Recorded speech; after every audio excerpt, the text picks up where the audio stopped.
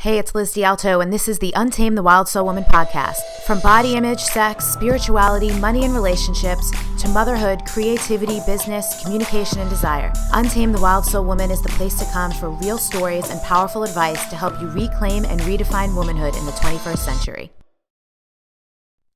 Elizabeth D'Alto here, your host for the Untamed the Wild Soul podcast.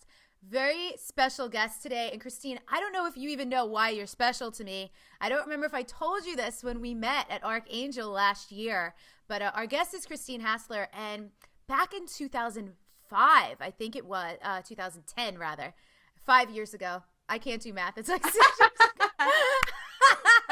It's just an illusion anyway. Right? Time isn't real. It doesn't matter.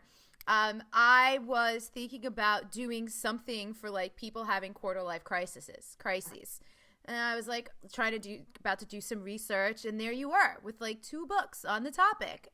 And so I bought your books, but the funny thing is that was one of those just like flash in the pan ideas. So I never really completed my research. I never really did anything with it, but I thought it was so cool. And at that time, I almost was like, well, someone's already doing this. I can't do it. And but thank God, because I needed to go in the direction I did. So for anyone listening or watching, this is Christina Hassler. She's written 3 books, her most recent book being called Expectation Hangover, which I love the whole concept of. And she has a really cool podcast. We were just talking about it offline called Over It and On With It, where she does live on-air coaching and spiritual counseling. So thank you so much for being here. Oh, thank you for having me. I didn't know that. That's a sweet story. I love that. Funny, right? Mm-hmm. Now, the first question I ask everyone, and the only planned question, is what do you love about being a woman? Oh my gosh. Everything. Like I love the superpowers women have.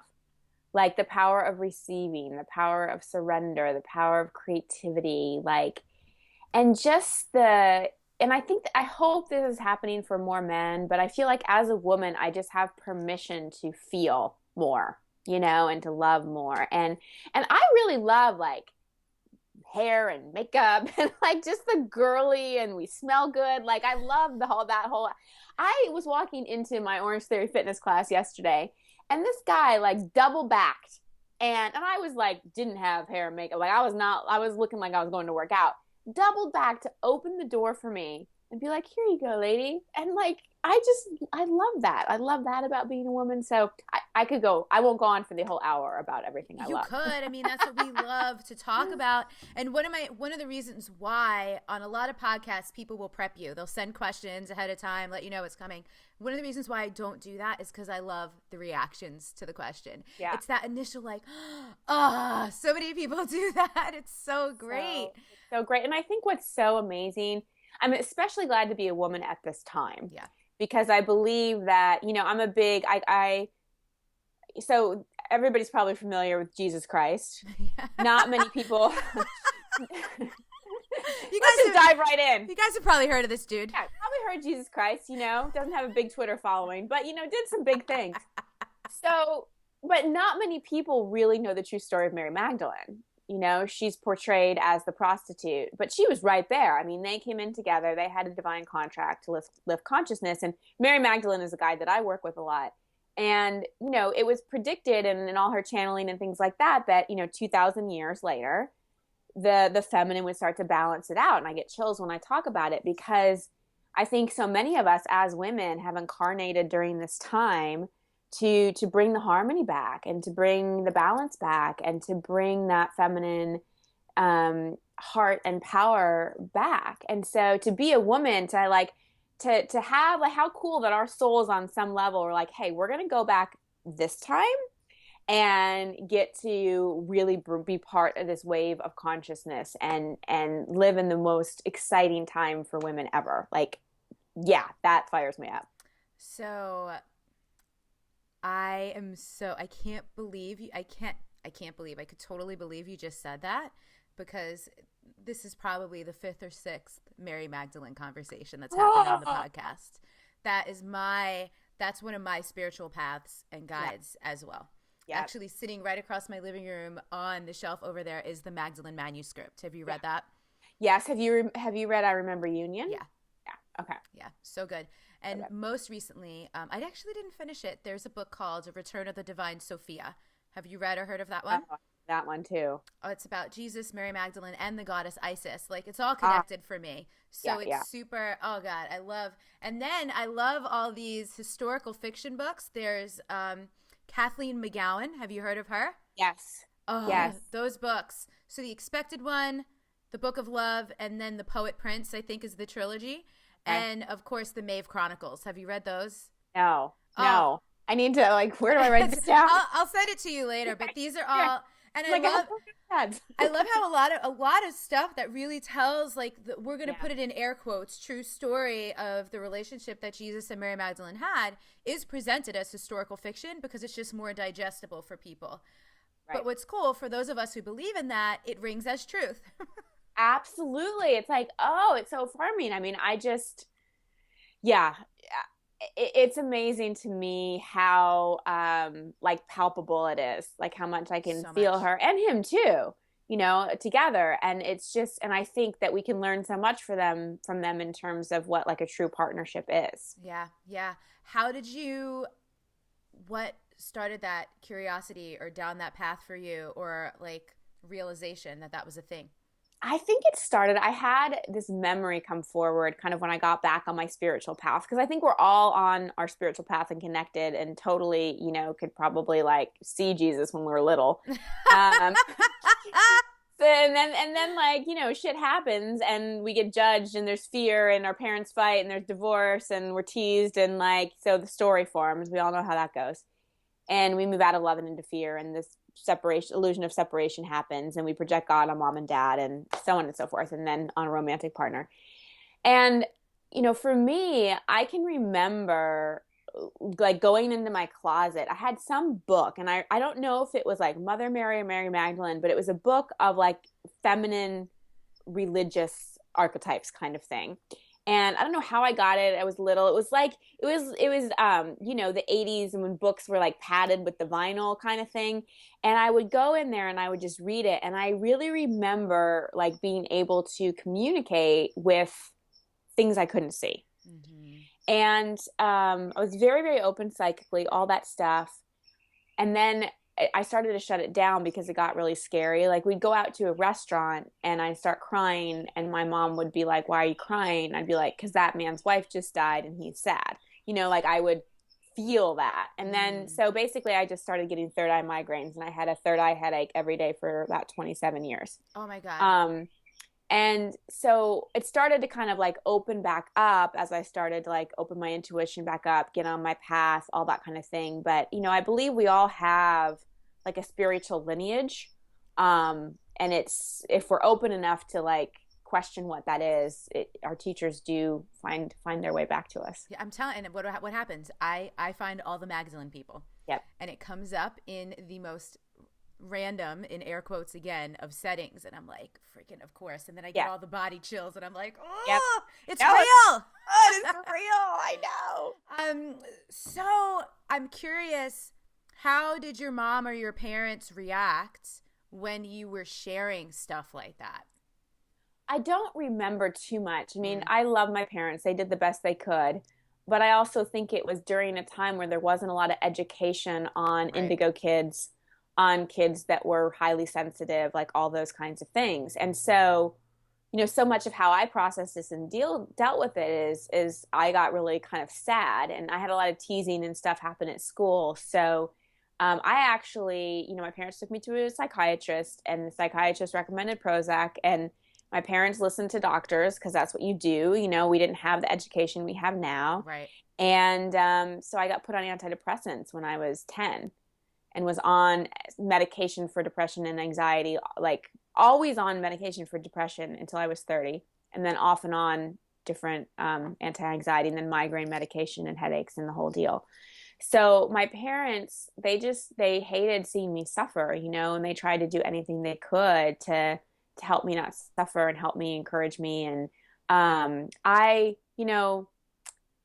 very lucky to have had parents that I know loved me, and the people that I work with and the people I help, like I see, and my heart just goes out to people who grew up in just awful, chaotic, abusive environments. And, I've had my own challenges in life, but I can honestly say I'm grateful that I did have loving parents.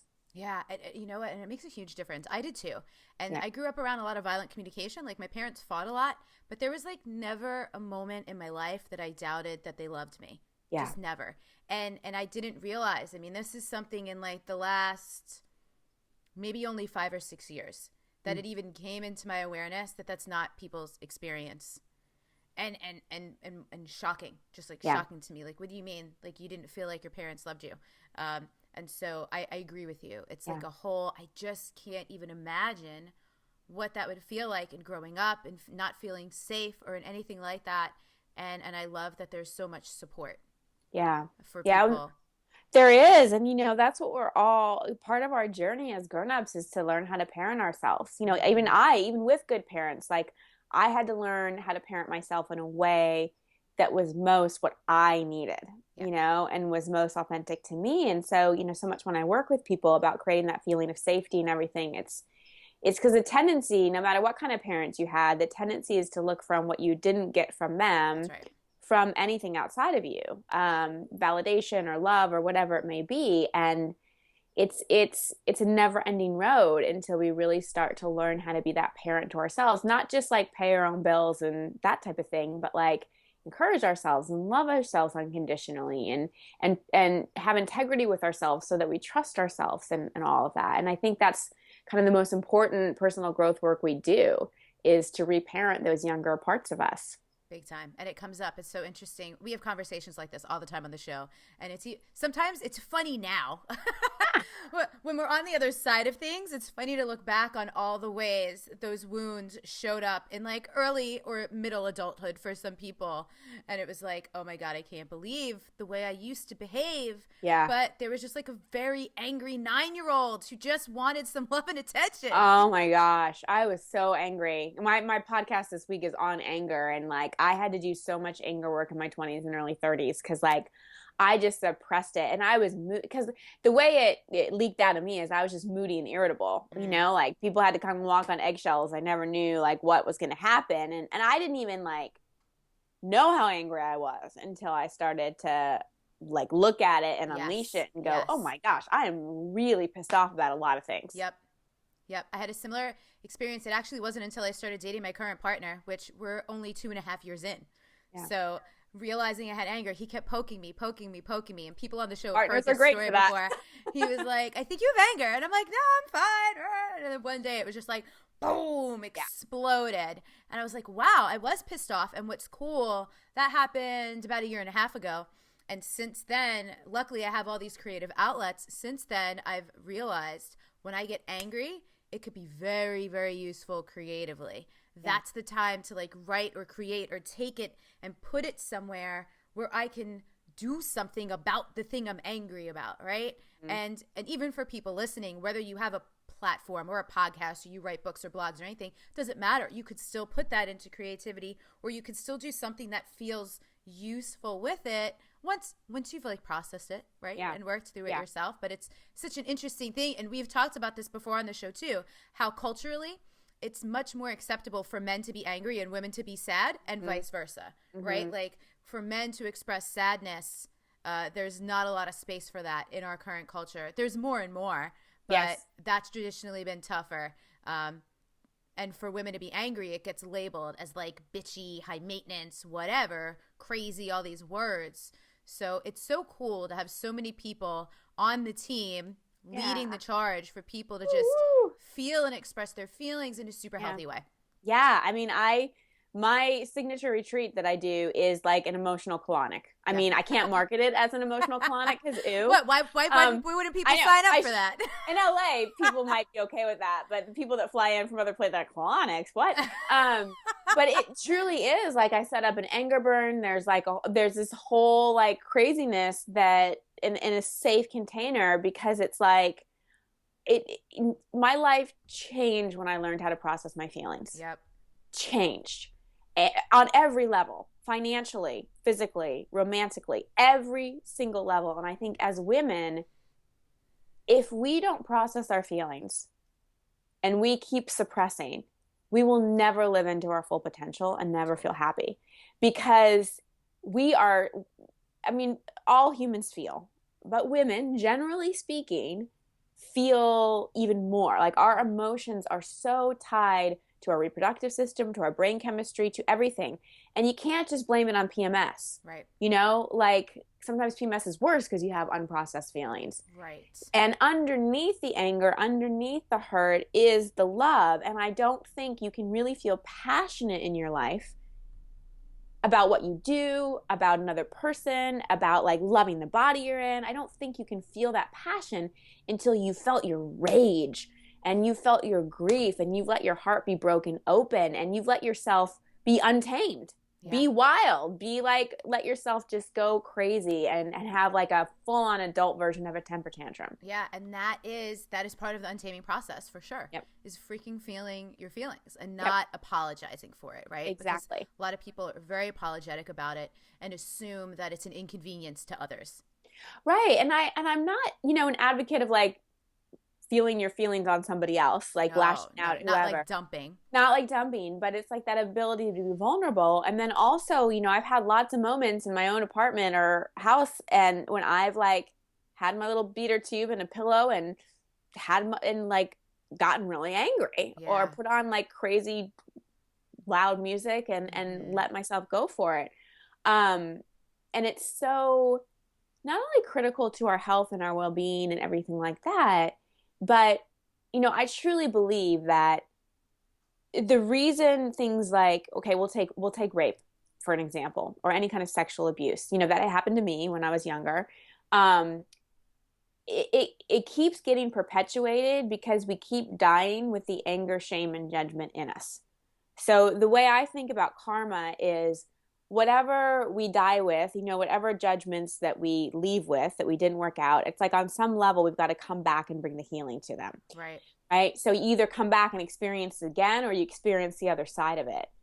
And let's take the example of sexual abuse, for example. Like I was so committed to healing that inside of me and not dying with that, because I don't want to pass that on. And anytime any woman like heals it for herself, she's healing it for others as well. And we're shifting the collective consciousness.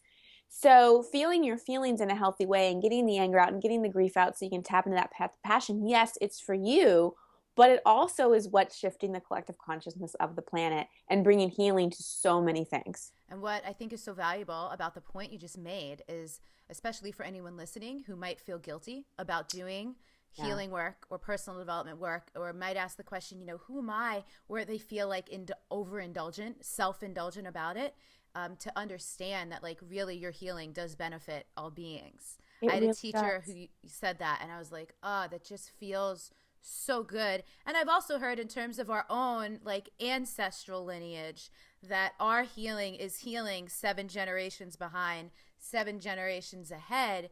And I'll tell you the proof of how I know that's true is there have been so many times in the last several years where in close proximity time-wise to some work I've done on myself, a woman in my family shows up differently to me. Without having had any conversation about it. They didn't even know. I'll tell you something related to the Mary Magdalene thing. I have an aunt who, 2 of my aunts, my mom has 3 sisters, 2 of my aunts had married outside. I was raised Catholic. They married other types of Christian. I still don't even know what kind of Christian they were. But one of my aunts actually came back to the Catholic faith at a certain point, and just this past year took a trip to Israel. And this is it. She's my godmother, and we don't stay in much contact. She doesn't really know that much about me or whatever, but I don't really know her. It's not like we're super close. And the last time I saw her for my dad's 60th birthday, she says, oh, I brought you something. And she hands me this rock from the Sea of Galilee. Now, no, I am not one for stuffing emotion. But in that moment, because I thought I was going to lose she put this rock in my hands, and I was going to crumble into a ball of tears in my living room at my parents' house. And I chose not to, only because I didn't feel like having to explain to people why I was about to be hysterical about a rock. So as soon as I could, just like not that long after, I went upstairs and lost my shit because I was like, oh my God. Oh, yeah. And that was just so, I'm like, She didn't bring anything for anyone else. I'm like, what the hell? Like, it was so amazing. I actually profound. I usually keep the rock like on my desk. It's always around somewhere. Yeah, somewhere. It's so amazing. It's so comforting. But yeah, that's so interesting. It's so true. I see it. I've seen it in my own family. I've seen it, in other families. Like it makes a difference, and that's how we break the generational patterns. That's how we break the cycles. We do our own work, and it has massive ripple effects. Everybody, especially like our generation, I think we're so committed to wanting to make a difference, and people are like, how do I make a difference? How do I make a difference? I'm like, do your own work. Do your own work. Like heal your deepest issues, shift your consciousness, get back to that childlike love and innocence and curiosity and joy, and do what brings you joy. And that will change the world, because your vibration will be a blessing to you will light up a room, literally. Yeah, literally. This is great. So you had said something earlier about like reopening your intuition after you shut it down for a while. That's another constant conversation we have on the show, helping people. And I love asking all kinds of people, because there's always something we've not heard before, or perhaps we get to hear it said in a different way that might just land. This might be the time that it finally lands for someone. What was your process? Or even in your own spiritual counseling, how do you help people connect to their intuition? Well, I can answer both ways. So for me, a big part of my process was dealing with the anger and the sadness and all of that kind of stuff, because suppression takes a lot of energy. Yeah. And I was very in my head, and I was very much an achiever and incredibly hard on myself. And people that are incredibly hard on themselves are often very successful. Mm-hmm. So I was very successful, but like never happy. And I had a big career in the entertainment industry, and but I was like taking to Excedrin a day and Imitrex and like my antidepressant and like all that kind of stuff. So a big part of it was dealing with the emotions, like I said. And also like really being willing to go to the scary places. Because I think there's a lot of fear that if you go, like, will you ever get to the other side? Yeah. And for me, coming off antidepressants, I had to like reach that rock bottom place where it was so painfully uncomfortable, and so downright terrifying. And I had support. I was married at the time. I had spiritual teachers. I was on a super specific diet. I had a strong spiritual practice in place. So I'm not in any way saying if you've been on antidepressants for 10 years or 5 years, just to like go off of them and hit see a what happens. Fine. Yeah, right. See what happens. Like this was something that I really worked. I was very intentional about. And once I kind of got to the other side of it, it was like when that suppression wasn't there, it just, the fog like lifted. Mm-hmm. And then that's when my intuition really started just to open up again, because I don't think I ever need to teach anyone how to open up their intuition. It's really teaching them how to remember. Right. Access. And I always say access. Yeah. Access is a great word. Like remove the layers that are in the way. Yes.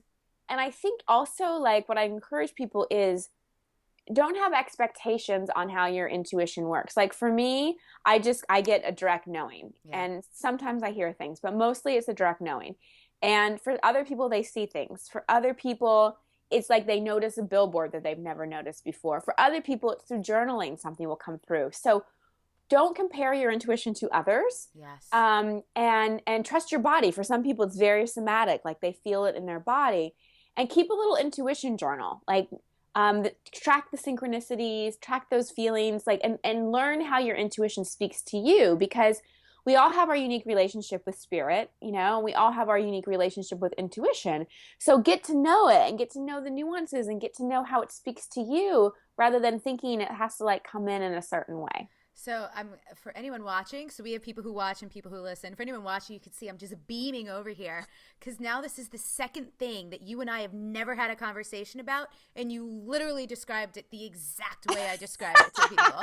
And so, like, talk about like a synchronicity, like it's so good. I love it. And you can't see this on yourself, but anyone watching can see it. I don't know if it's a piece of jewelry or what, but you have something that looks like a rainbow orb just floating around you. Oh, I don't know. It's just random. No, it's there's a crystal that's catching the sun right now. I figured there was something, but still, I'm like, and then the trees in the background and the breeze. I'm like, could this be any more magical right now? I love magical. Oh my God. I'm always looking for it. I'm always like perched on my seat, ready to let something be so magical. And I'm really feeling that way. I want to ask, so you mentioned being indigo child, being super sensitive. So do you consider yourself empathic? Yes. So I'm curious, especially considering the deep work that you do with people and the space that you hold, retreats and stuff like that. Do you have practices or tools for like, let's call it energetic hygiene, for making sure, and for whether it's protecting yourself or just clearing out other people's stuff from your system? How do you handle that? I'm going to answer that because there are things, but the biggest game changer for me, like I remember when I first started coaching back in 2004. You're an OG. I know. I started super young, girl. I was just like, all right, I'm doing this. You know what I was doing, a little 20-something spunk, like, I'm going to help you.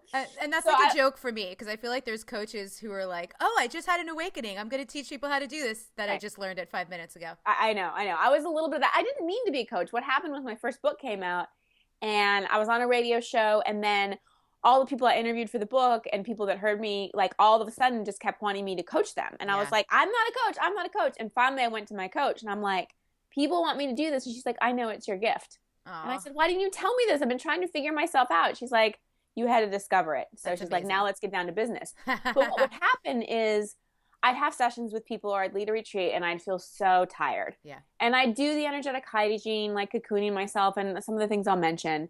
But here's why I was getting tired. And here's why I was picking up stuff. 2 reasons. Number one, I still had a lot of my own unresolved issues. I had a lot of awareness. I could explain myself very, very well. But it hadn't dropped in. It hadn't integrated. I hadn't healed a lot of my core wounds. Yeah. So basically, I was getting activated when people would share. So that's one thing. Second thing is judgment. So there's a big difference between empathy and sympathy. And by judgment, I don't mean I was looking at somebody and being like, you're such a loser, get your life together. Like judgment of, oh my gosh, that's so awful, they went through that. Or did I say the right thing? Or anything. So anytime someone's sharing and we go into any story about, oh, that's bad, or our heart goes out to them, that's actually sympathy. And that's a form of judgment. So I'm very, very neutral. Like I hold a very strong, loving space with my clients, but I am not God. It is not for me to say whether they went through something bad or good. Right. It is for me to help them heal it and bring love to it, but to know in no way, shape, or form feel sorry for them, or have any kind of judgment against, if they're telling me some terrible story about their father who, beat them up, not to judge him either. Right. So if I notice I'm drained or pick up something, I'm like, okay, where did I judge? And I forgive myself for judging. So those are sort of the kind of the more effective things, honestly, that work. I think that we can talk a lot about spiritual hygiene and the saging and the crystals and like aluminum foil over our chakras and all of that, which I've done. All of that's important, but the biggest thing is do your own work. Do your own work and don't judge.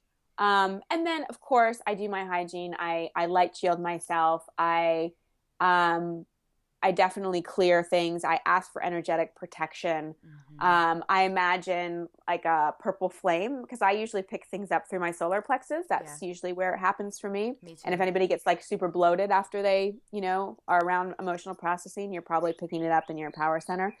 So I'll imagine a purple flame, and I'll just like see the energy kind of burning there. And then I'll like call on Jesus a lot, and just ask to be cleared. And then anytime any kind of burning of things, sage, frankincense, myrrh, that works really well for me. And also sound to clear things works really well. I appreciate so much. It hasn't happened that many times, but this is one of those moments where I'm realizing you just gave me the language for something I never had language for before. and that thing. So after I run retreats, after I run events, I am not tired. I am just lit up. That's how I've known, like, this is the thing I'm here for. And I appreciate, not that I needed it, but the validation you just gave me that, like, I've really cleared and healed a lot of core stuff because I'm very neutral. Yeah. And that's something I really have to give credit to my partner, Michael. I really, really learned a lot of that from him in that, and now I notice it. I'm very sensitive to when people aren't. Yeah. And I notice how it actually perpetuates somebody else's victimhood if you're reacting as if they are a victim. And you probably have this experience too. I've had people who want to stay in their victimhood get really triggered by my neutrality, by my unwillingness to be like, oh, poor you poor thing. Because it's like, that happens. I'm certainly not going to treat someone as if they are the thing that happened to them before. Exactly. And we get a lot of mileage out of our victim story. Yeah.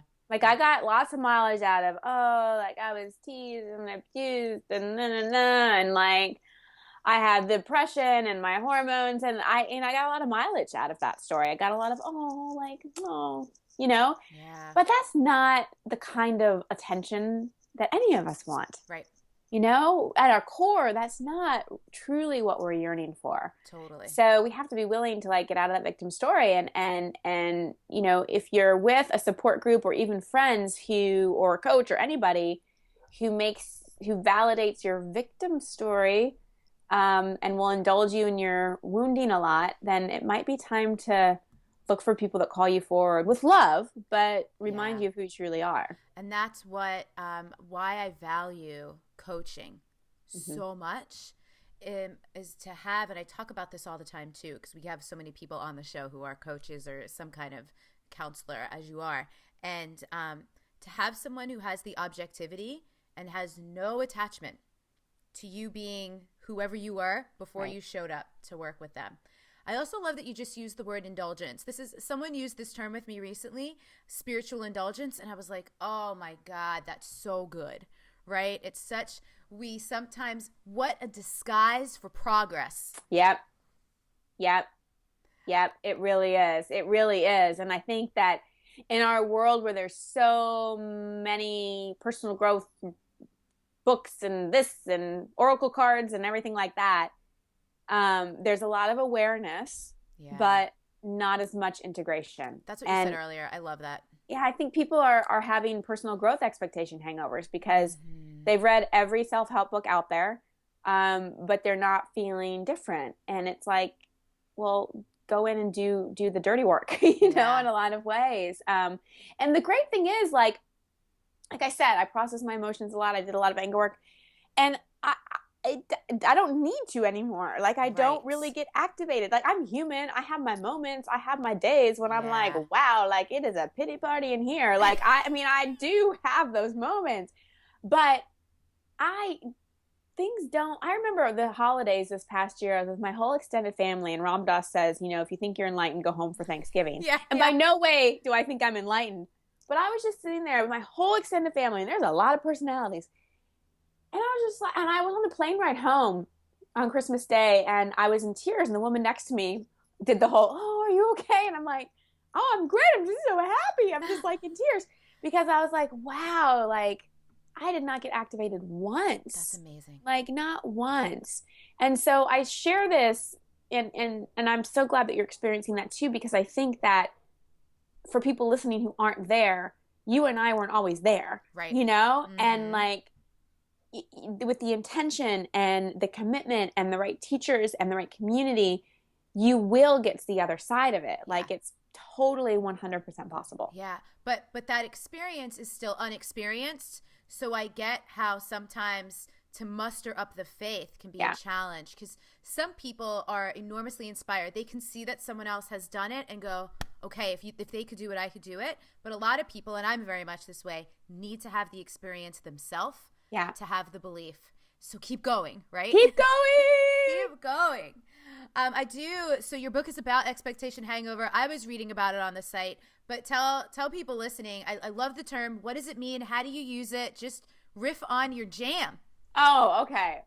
So I made up the term expectation hangover because I had so many of them. And I was like, oh, I got to come up with a name for this. So it's when one of three things happen. Either the desired result, the plan is not met, like I was supposed to be married by 30 and I'm not. Or the desired result is met, but you don't have the feelings you thought you would. Like for me, with my big fancy job as an entertainment agent, I was making tons of money and dating celebrities and had this great life, but I still wasn't happy. So that's another thing. It's like you check the thing off the list, but oh my gosh, where's all the fulfillment I thought I'd have? Right. Or life just throws you a total unexpected curveball. You get broken up with, you get laid off, someone dies, you get diagnosed with an illness, you get a parking ticket, just these things that create disappointment and hangover-like symptoms. Your head's hurting, maybe not physically, but from all the thinking, because anytime we're in an expectation hangover, there's a high degree of uncertainty, which means our mind's the monkey mind's even worse, trying to figure it out. Yeah. And then, there's sense of regret, there's lack of motivation, there's being really hard on yourself, and there's just wanting it to be over. And why I'm so passionate about expectation hangovers, someone asked me, they're like, why do you want to be queen of disappointment? And I'm like, well, I'm not, it's about disappointment, but it's really about transformation. Yeah. Expectation hangovers for me have always been the doorway to the biggest change in my life. And the problem is, because they're so uncomfortable, people want to just get over them. So they numb through working, drinking, another relationship, caretaking, eating, watching TV, or a combination of all of the above. And then they just have similar expectation hangovers over and over again. And your expectation hangovers basically are your old kind of issues, limiting beliefs, karma coming to your face and being like, deal with me, hello, blinking red light. I'm trying to make you so miserable so that you look at this and deal with this. Oh, no, but you're just going to drink wine. Okay, well, so maybe in the next relationship, when this kind of happens again, maybe then you'll deal with it, type of thing. So that's the value in expectation hangovers. And I wanted to create a book that wasn't quick fix. My book is not a read it and you're uplifted and you're by the beach and it's amazing. It's you read it and you're like, oh shit. And you want to put it away. and there's exercises and meditations. But here I know it works because it's worked on me and it's worked on so many of the people that I worked with. And it's holistic. So it's an emotional, mental, behavioral, and spiritual treatment plan in that order, 4 reasons to leverage your disappointment so that you can heal and really, really, really, really be who you truly are and get what you really want. This is so great. So to go back to that term that we were talking about earlier, the spiritual indulgence.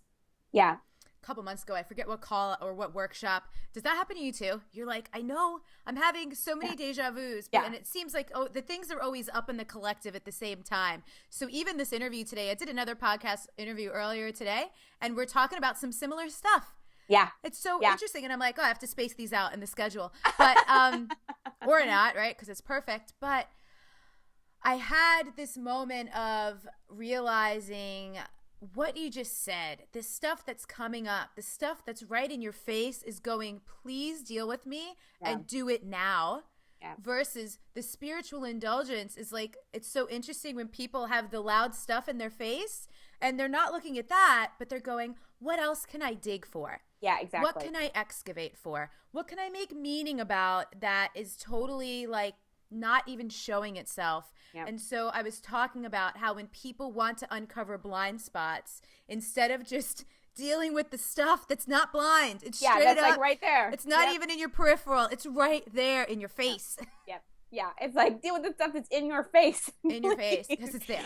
And that's the scariest stuff, you know? And I'm sorry, you can't meditate or chant your way out of that stuff. You just can't. That's you gotta, you have to face it. And that's, we're spiritual beings having a human experience, right? So we're not meant to just jump right to the spiritual, find the silver lining place. Yeah. We're meant to look at it and be like, all right, on the emotional level, on the mental level, where am I with this? And to go into the rawness of it. Yeah, so raw. And it's interesting. So now I've been doing that kind of work on myself for many years now, and so the reaction now is different. When something arises, And whether it's an old thing returning for like its next layer of or level of healing, however you want to think of it, or whether it is actually a blind spot that comes to the forefront, instead of being down on myself or disappointed or you should know better, you teach this or whatever, it's like, oh cool, that's ready to go. It's like, all right, let me buckle up and let's do this. Absolutely. It feels good. It feels really good to have that kind of level of acceptance, you know, and acceptance doesn't mean, oh, I'm so excited about it, I love it, like this is awesome. Right. I'm not saying it's more a fairy walk. Yeah, but more like, all right, like, okay, so my soul now thinks this is, you know, I'll share something that I have never shared before. That happens on this show all the time, by the way. And it's mostly to protect other people, but so I didn't remember, and it wasn't by my family, but I didn't remember that I was sexually abused until 3 years ago. And it happened when I was like from 5 to 8. And I knew that something was up for me because I got a third eye headache. And I don't get them anymore. So when I do, it's feedback for me that there's something I don't want to see. And I called one of my spiritual teachers and I said, I have a third eye headache. So I had that there's something like right here, right? And instead of like thinking about it or digging about it, I'm like, I need you to hold space for me. I need to go into this headache and see. And so she held space for me and I kind of knew how to process myself into that third eye headache. And I went right into the pain. And then it was like, boom, there it was. And I said it out loud to her. And I said, oh my God, I was molested. And she said, yep, you were. And I'm so glad she affirmed it. She's super intuitive and psychic and all those kinds of things. And it was great to have her affirm it, not in, oh, you poor baby, yes, it's going to be okay. But just like, yep, you are. Just like, yep, you're wearing an olive top. Yep. This is true. And I was able to, one, like our soul reveals to us in the exact time that we're ready to deal with something. Totally. And because I had done the level of work that I had done, I was ready. And it wasn't this big, oh my God thing. Now I definitely had to process it. It was definitely tender. I had to work with it and all those things, but it wasn't trauma. Mm-hmm. It wasn't traumatic. And I think when we can approach things of like, oh, wow, okay, this is coming up for my healing. And obviously I have everything I need inside to deal with it. Otherwise it wouldn't be coming forward. And so, okay, I'm ready. And honestly, it was a huge relief because I think on some level, our issues, our shadow, the things that we don't remember, the things that we suppress, they so want love to be brought to them. And we so want that deep level of healing that when we do finally face it and see it, it is such a relief. It's such a relief. And it was very interesting because, I'm a healthy person, but I didn't have any weight to release really. But as I remembered it, like in the 3 months I was processing, I lost about 7 pounds just from like here to here, like just in my like reproductive like area, because I was holding on to so much like energy and weight there. And so, part of my work now, of course, is helping women who have been through something like that, because like I which is like almost everybody these days. That's another thing I didn't know until like just a couple years ago, because I haven't had experiences like that. Yeah. I just didn't realize that I'm the minority. Mm-hmm. Big time. Yeah, you are. And women, when that happens, women go into sort of one or two ways. Either, there's a huge disconnection from sexuality that happens. So either there's a promiscuity that goes on, or just kind of a take it or leave it disconnection. And I think that triggers a lot of eating disorders, a lot of body image stuff, all that kind of stuff, because there's this level of control over your body that you want, that you feel got taken from you. Right. So there's just so much like, richness in there. And I hope that at least one person listening, that I can, give you permission to take the shame off of it. Big time. Yeah. I wrote down something you said. I have everything I need inside, or it wouldn't be coming forward. Mm-hmm. So the core tenet, one of my programs is called Wild Soul Movement, and it's a movement practice. And that was the thing. I was like, I just want people to know Everything you've ever needed has always been inside of you. Mm-hmm. This goes back to what we were talking about earlier. It's not like I need to teach you how to have intuition. You have it. It's access. And again, and I want, this is why I love the interview format, because people can hear me say the same thing over and over again the way I say it.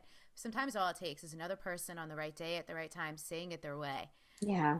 For someone to go, oh, yeah, right? Yeah. And so in those moments when like the shit is up and you're like, I can't believe this is happening or whatever, or it's really hard, like always know. And a way this was presented to me growing up in the context of religion was that God never gives you more than you can handle.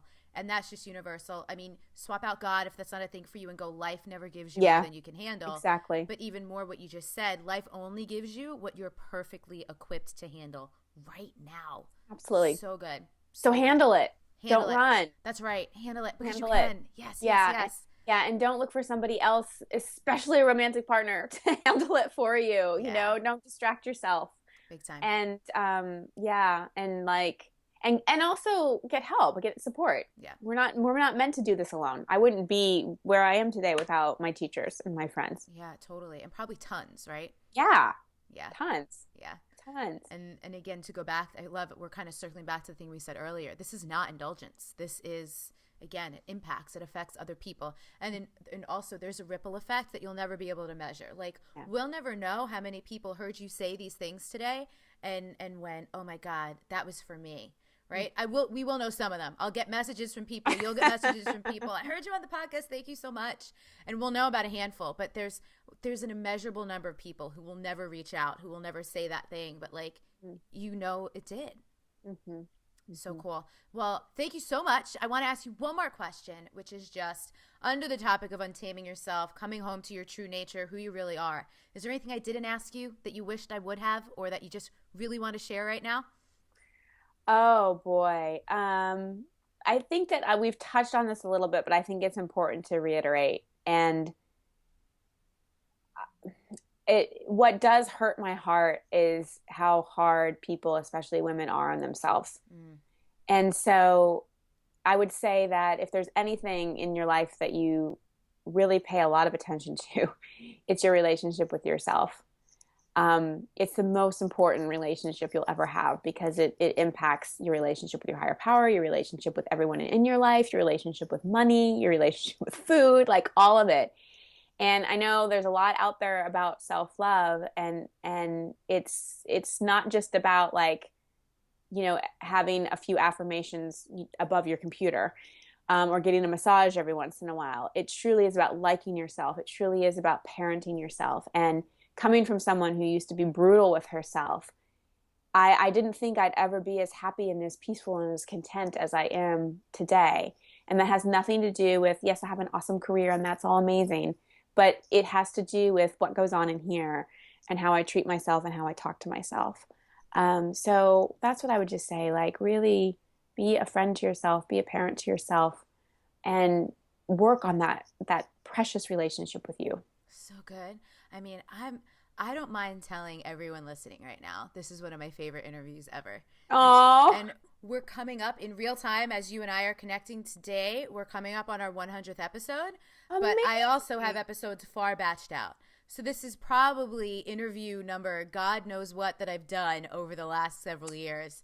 So good. I really can't thank you enough. Such good stuff. So for anyone listening, if you want more Christine Hassler in your life, it's ChristineHassler.com with a CH and 2 S's. HASSLER.com. And I for sure, I will invite you back again because it was so good. Thank you so much. Being here. And yay, Mary. Yeah, Mary Magdalene. Girl, we love you. We'll talk to you later. Yeah. Often the emotional responses or the outrage or the way things come out sideways, it's coming out that way because we haven't dealt with it. We've stuffed it, and it becomes this combustible thing, and then boom, it explodes. And it explodes in the form of we say something really nasty, or we do something. I mean, it's like one of those out of body experiences we have sometimes, right? Where you're watching yourself behave a certain way or do a certain thing and going, God, I don't behave like that. Like, why am I doing that right now? And it's because a piece of you is wounded. It's hurt. It needs your attention. Maybe there's like a little kid inside of you who's freaking out about something, who didn't get that attention when you were little and like just needs some love from current adult you. So don't make yourself wrong for your emotions. Have them and observe them, like watch them. If something feels off or funky, go, why did I do that? What's going on here? And pay attention to it and love yourself and accept yourself through it, because making yourself wrong is just not helpful or useful.